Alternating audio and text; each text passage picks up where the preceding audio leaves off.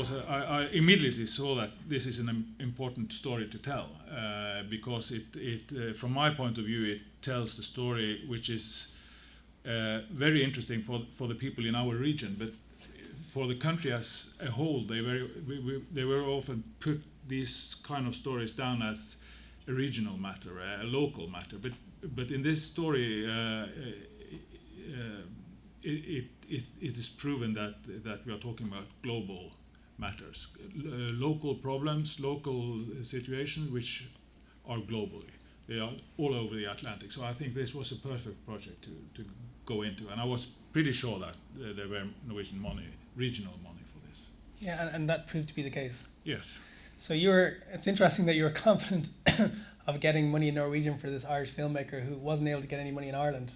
Yeah, the regional funds in northern Norway, they are quite okay to work with. They have the same, a bit politically interested, and they also, if I would approach the national funds, this project were not enough developed to be funded because of the lack of finances from Ireland.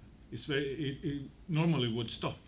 Right, you'd require your home country to be definitely, and you don't. And as a co-producer, you only get in when the development is finished. When you have done the development, and then you can approach the other national funds. If that should happen this time, it would not be possible to find the money for it, but because this film had to be done. And luckily the director actually followed that, his own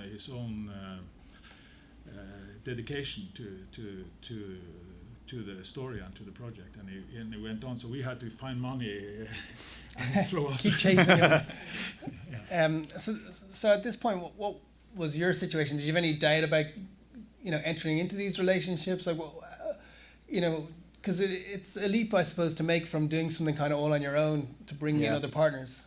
I suppose a lot of this you don't do willingly. Probably know yourself that you get kind of, with documentaries, you kind of get sucked in. You might necessarily approach it with an overall plan, but you kind of follow the story, and the story grows, and you meet people along the way, and the whole thing grows, and you start making connections. And that's kind of the way it happened with Atlantic, really. It wasn't really planned out to be this way, It was supposed to be a lot simpler, a lot quicker.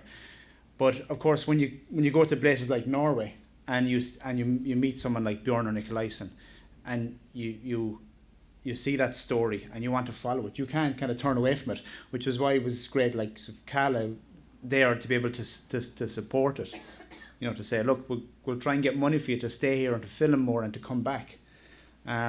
Because it's not like you approach it with any great enthusiasm and skipping off on a great adventure. It's kind of more like, it might sound a bit corny, kind of like a vocation. You're kind of pulled along by the story. Even though you mightn't always be in love with the film or the story, it's something you just have to follow to the end. Until you get to the end, like, you can't step back from it. You can't just step out of a dock halfway and kind of edit it together. You have to follow it to the end. And then creatively, did you have any reservations about Richie's approach, or were you happy to just let him do what he's going to do, or was there like a creative input? No, I don't think that my ideas were important in this case. I was a bit worried about the complexity of the story, which proved not to be.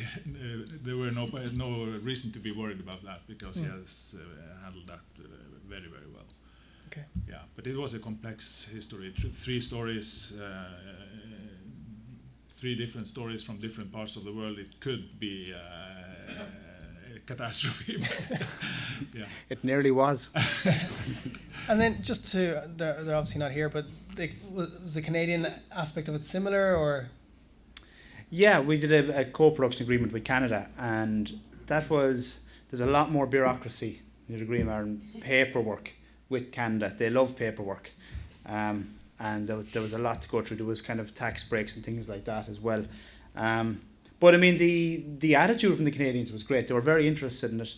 They really liked the idea. They weren't eager on going back over the COD moratorium and kind of dwelling on that. It was more about what's happening currently. They wanted a current story. Well, yeah, I know in the last session it was a kind of I don't know, it was a different reality for me sitting through the last session, because it certainly isn't the way it is for me, and I'm going to talk for myself. It is difficult to survive, and probably it always is being an independent documentary filmmaker. There's no point whinging about it. But like you say, I mean, I'm lucky, Celine, that I work as a cameraman, and I can fund myself that way. But it to try and kind of split that between trying to make a feature doc and work and family and everything, you can only sustain it for so long, you know. And I don't think the budgets are there in Ireland, even with co-production. It's very hard to get to that budget where you can be, you know, you can do it reasonably comfortably. And I know other documentary makers, they can't make it work.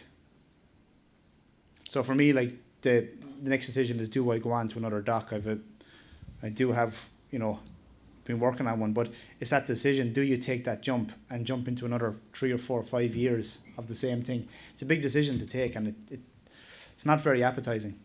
Well, I mean, ultimately though, you'd have to say that you love what you do, and you do it for a reason, you know, and you are making it work to the extent that, you know, you did make your film. You are presumably supporting yourself, all of those things. So, but not from the film, no. But maybe for the period of making it. But no, not really. No.